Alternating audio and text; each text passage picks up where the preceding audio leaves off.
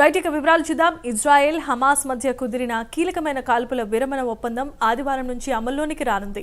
Hamas సంస్థ అంగీకరించినట్లుగా విడుదల చేయనున్న బందీల జాబితాను ఇచ్చేదాకా కాల్పుల విరమణ ఒప్పందాన్ని అమలు చేయలేమని ఇజ్రాయెల్ ప్రధాని బెంజమిన్ నెతన్యాహు మొదట చెప్పారు. ఒప్పందాన్ని ఉల్లంఘిస్తే తాము సహించబోమని హమాస్ సంస్థని నెతన్యాహు హెచ్చరించారు.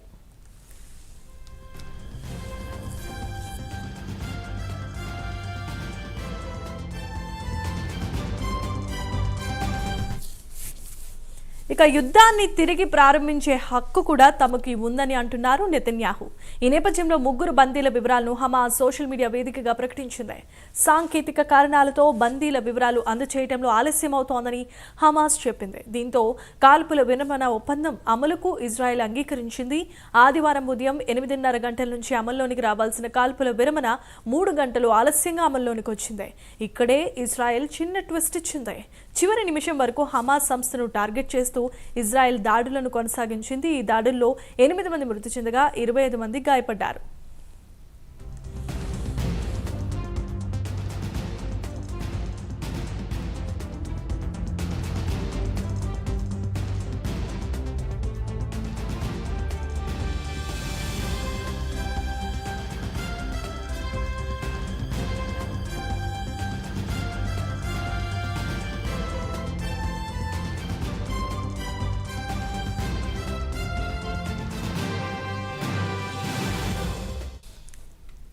దాదాపు ఏడాదిన్నరగా హమాస్ ఇజ్రాయెల్ మధ్య భీకర యుద్ధం జరుగుతోంది. ఈ యుద్ధంలో గాజా పూర్తిగా నేలమట్టమైంది. పరిస్థితి దిగజారుతూ ఉండటంతో అమెరికా, ఖతార్, ఈజిప్ట్ రంగంలోనికి దిగాయి. ఇజ్రాయెల్ హమాస్తో చర్చలు జరిపాయి. కాల్పుల విరమణ ఒప్పందానికి ఇరుపక్షాలను ఒప్పించాయి. 3 దశల్లో కొనసాగే ఈ ఒప్పందానికి ఇజ్రాయెల్ కేబినెట్ ఆమోదాన్ని తెలిపింది. 42 రోజుల తొలి దశలో తాత్కాలిక కాల్పుల విరమణ కొనసాగుతోంది. తమ చెరలో ఉన్న 33 మంది బందీలను హమాస్ ఇప్పటికే విడుదల చేయనుంది. ఇందుకు ప్రతిగా తమ కారాగారాల్లో ఉన్న 737 మంది పాలస్తీనా ఖైదీలను ఇజ్రాయెల్ విడిచిపెట్టనుంది. 2023 అక్టోబర్ 7న హమాస్ చేసిన దాడులతో సంబంధం లేని 1167 మంది గాజా వాసులకు స్వేచ్ఛ కల్పించనుంది.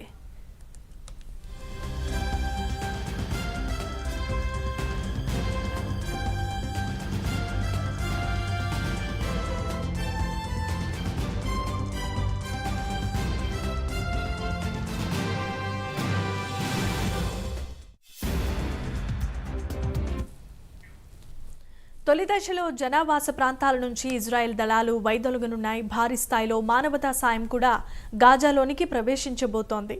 2 దశల్లో మిగిలిన బందీలను హమాస్ విడుదల చేస్తుంది. అయితే ఇందుకు కాల్పుల విరమణను శాశ్వత కాల్పుల విరమణగా మార్చేందుకు ఇజ్రాయెల్ అంగీకరించాల్సి ఉంది.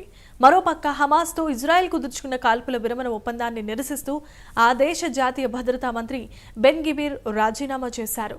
జూయిష్ పవర్ పార్టీ మంత్రివర్గం నుంచి బయటపడడం వల్ల సంకీర్ణ ప్రభుత్వానికి వచ్చిన ఇబ్బందేమీ లేదు. కాకపోతే ప్రభుత్వంలో సుస్థిరత లేకుండా పోతోందని అక్కడి రాజకీయ విశ్లేషకులు అంటున్నారు.